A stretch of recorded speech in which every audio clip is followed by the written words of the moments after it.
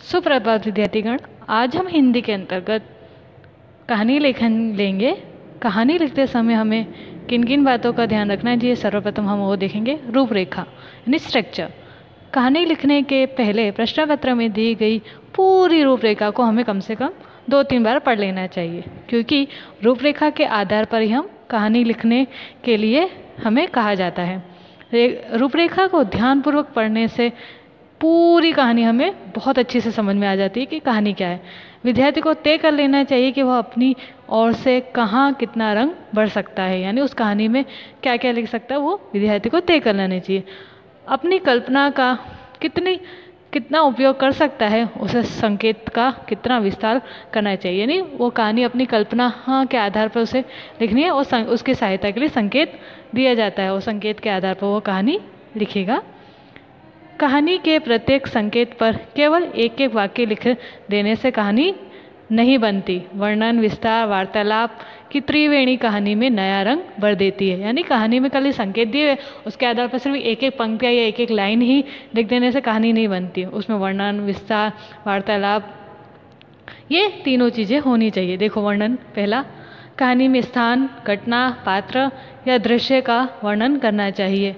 स्थान, पात्र आदि के नाम देने चाहिए, यानी उस कहानी में किस स्थान से है, कौन सी घटना है, पात्र यानी कैरेक्टर, दृश्य का वर्णन करना चाहिए और हो सके तो स्थान और पात्र का नाम अवश्य देना चाहिए। विस्तार, विद्यार्थियों से लगभग 20 पंक्तियों की कहानी की अपेक्षा की जाती है। वार्तालाप, कहानी में पात्रों के बीच वार्तालाप यानी कि संवाद, बातचीत होनी चाहिए।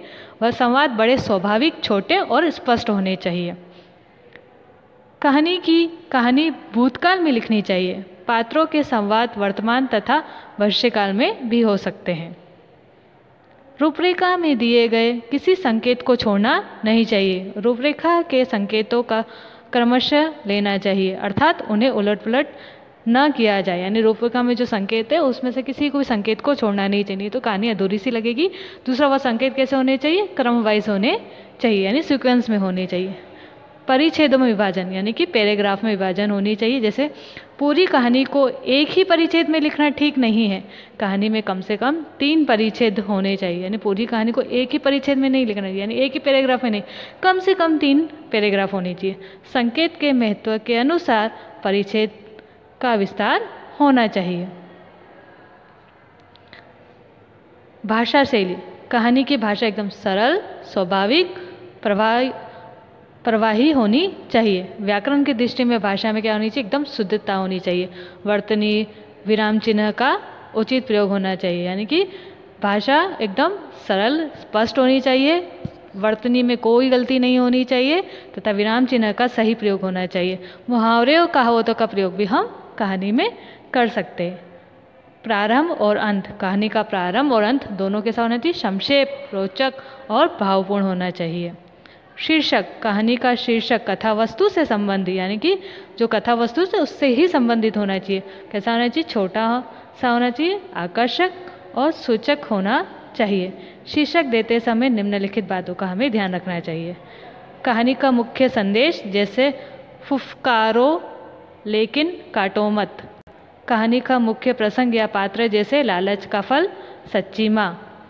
कहानी की रूपरेखा के किसी सूचक संकेत को भी शीर्षक के रूप में रखा जा सकता है, जैसे महात्मा का न्याय। बोध यानी सीख, अंत में हमें सीख लिखनी है। कहानी पूरी होने के बाद अलग परिच्छेद में यानी कि अलग पैराग्राफ में कहानी से मिलने वाला बोध या सीख लिखना हमें चाहिए। कहानी लिखते समय हमें इन सब बातों का ध्यान रखना चाहिए। अब आपको मैं PDF के रूप में कहानी के नमूने और एक कहानी लिखी हुई दूंगी, जिससे आप हिंदी की नोटबुक में लिखिएगा।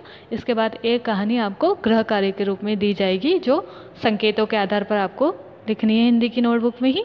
धन्यवाद।